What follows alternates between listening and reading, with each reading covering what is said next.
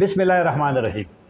اسلام آباد کې کوم ډایلاګ شروع دی او پاره کې چې کوم دا وومن فار افغانستان هغه چې کوم مشره ده او دلته په دې کې همکاریم کوي په دې ډایلاګ کې هغه سره خبرې کو فوزیه پروفي صاحبہ چې هغه په افغانستان کې د پارلیمان غړیم پاتې شوی ده. ډېر مننه چې موږ له مخ راکړ. اول خو آسان یو سوال پوښتنه چې د دې کانفرنس اهداف څه دي؟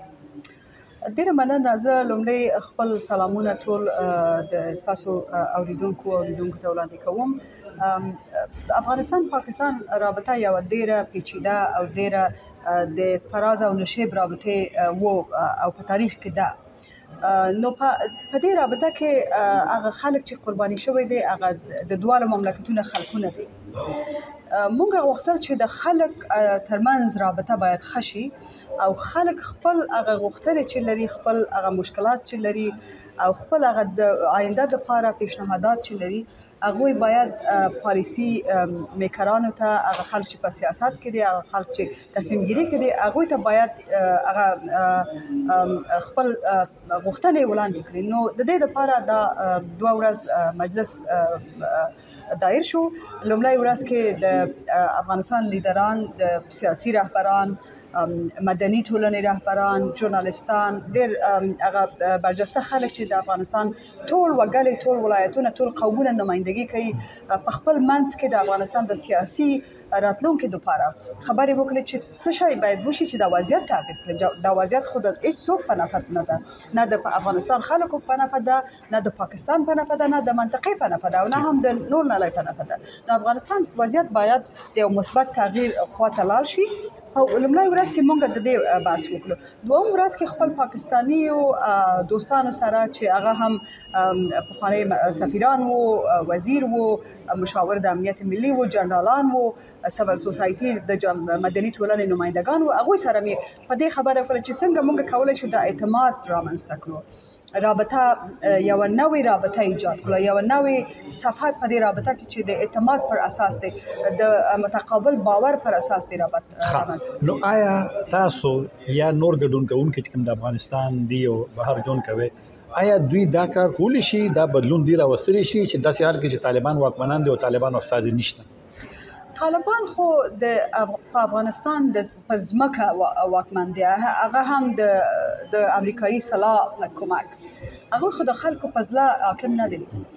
دا رهبران چې اوس دلته ده او هغوی چې اوس نشته دلته خو په نور مملکتونه او یا هم په افغانستان کې اوسېږي، هغوی د میلیونونو انسانانو په زړه کې ځای لري. په افغانستان کې د خپل خلک نمایندګان دي، د خپل منطقې، د خپل ولایت نمایندګان دي او برنامه لري د آینده لپاره.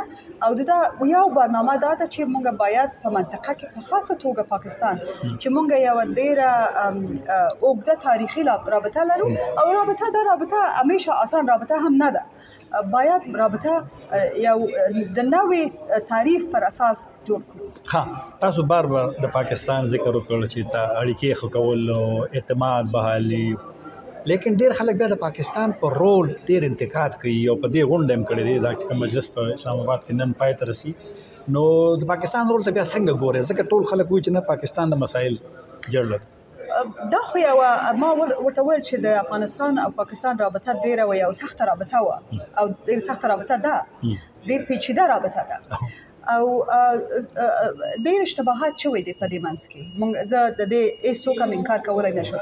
زه هم پخپله یو د دې رابطې د دې پیچیدګي یو منتقد وم.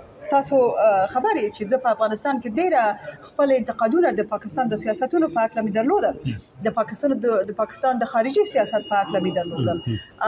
خو اوس دا خبره دا ده چې اوس پاکستان هم د هغه دهشتګري قرباني ده، ستاسو خلک قرباني ده. هغه دهشتګري چې موږ هغه رادیکالایزیشن او افراطیت چې موږ په خپل تاریخ کې دا ویلو چې باید دا حمایت نشي، باید دا قطع شي، خلک نه باید د دې قرباني شي. اوس نه یوازې د افغانستان خلک د دې قرباني دي، اوس میلیونونه انجونه مکتب ته نشي کولی چې لاړ شي. دا د اسلام پر اساساتو پر خلاف دی.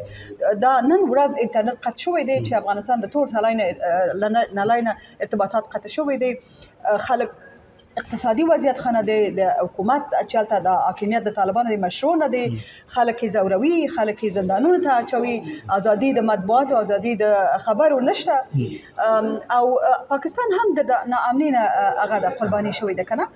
نو اوس د دې وخت چې موږ ټول دواړه ملتونه دواړه رهبرونه په خپلو اشتباهاتو باندې خبرې وکړو، هغه نه مخکې لاړ شو، یو نوې رابطه ایجاد حق ډېر خلک دا هم وایي چې دا کوم مجلس دی یا ډایلاګ دی تاسو چې راغلی یې دا طالبانو د پاکستان چې اړیکې خرابې شوې نو په 4 کالو کې اول ځل پاکستان د طالبانو مخالفین اسلام آباد کې کېنول نو چې پاکستان طالبانو باندې فشار راوستل غواړي او پیغام ورته ورکول غواړي هم داسې ده دا چې پاکستان د دې برنامې زموږ ګډونوالو اجازه ورکړه، ویزا ورکړه چې راشي، د دې برنامې مصارفات په شفاف توګه زموږ د ارګان څخه هغه شوی دی، کبر شوی دی. خو دا چې پاکستان ویزا راکړه او دا چې ساسي او ډاکټر مالیه سلطان د دې هغه کو ارګنایزر دی یا هم ما سره کومک کړی دی چې دا برنامه دایر شي، خپل پاکستانی سیال، پاکستانی کاونټر پارټس، پاکستانی دوستان چې دا دعوت کړی ده، نو دا په دې کې پاکستان څه نیت لري هغوی د پاکستان پورې اړه لري. زموږ نیت دا ده چې 4 کاله وروسته هم که پاکستان په دې نتیجه رسیدلی دی چې د طالبانو حاکمیت په افغانستان کې د دوی په ګټه نه ده، ځکه چې د افغانستان د خلکو هم په ګټه نه ده، نو دا ښه خبره ده. که دا په ابزاري توګه استفاده کېږي او یا فشار توګه استفاده کېږي، دوی د دې لپاره هغوی دپاره اله لري. موږ دپاره دا مهم ده چې موږ د پاکستان چې نږدې ګاونډی د افغانستان دپاره او موږ مشترک کار لرو، مشترک مرز لرو، مشترک فرهنګ لرو، مشترک ژبې لرو، مشترک دین لرو، تاریخ لرو. دا رابطه موږ لپاره مهم ده. دا چې پاکستان په کوم هدف دا اجازه راکړل شوې ده چې دا مجلس دایر شي، هغوی دپاره موږ د غوښتنه دا ده چې دا رابطه یوه اوږدمهاله رابطه وي او د ابزاري استفادې د هیڅ څوک هم باید هدف نه وي. یو زلمي خلیلزاد اګست کې چې کله دا غونډه وه بیا هغه انتقاد وکړ، تاسو هغه ته جواب هم ورکړ چې افغانان خپل منځ کې حق لري چې کښېني، خو هغه دا ویلو چې دا د پاکستان استخبارات کوي او عیسی نوم یې اخیستی او دا یې وایي چې یاره دې کې داسې خلک دي چې هغه د طالبان حکومت په طاقت په زور باندې ړنګول غواړي. نو همداسې ده چې دا د پاکستان استخباراتو دا غونډه بللې. ما زموږ رسمي رابطه او قرارداد د ساسي انسټیټیوټ، ساسي خو اسم نه دی، هغه دونه حیثیت هم نشته، انسټیټیوټ ده چې هغه یو تینک ټانک ده، موږ په ګډه دا برنامه جوړه کړې ده. موږ غواړو چې د پاکستان ټول نهادونه چې ده هغوی سره یو ښه اړیکې ولرو. که خلیلزاد او بل نور داسې متقاعد سفیران په دې کې خوښ نه دي، هغوی هغه دوی پرابلم ده. هغه افغانستان په ډېر سیاو تاریخ، سیاو ورځو او تور ورځو اچولی ده. اوس هغوی نه غواړي چې موږ حتی نفس هم په ازادي توګه نفس هم وباسو، نه غواړي چې په ازادي توګه خبر هم وکړو، نه غواړي چې په ازادي توګه خپل منځ کې خبرې. نو هغوی دا په ښکاره د دې څرګندوي ده چې هغوی هغه منفعت چې د افغانستان په ناارامي کې د افغانستان د دې ورځ په رسیدو لري، هغه هدف ته رسیدلی دی. اوس هغوی نور بل کار نه لري، متقاعد خلک دي، اوس هغوی ګرځېدلی دی د طالبانو سپوکس پرسن یا هغه سخنګوی په هکله خبرې کوي. هغوی نظر ما ته دا دومره مهم نه ده.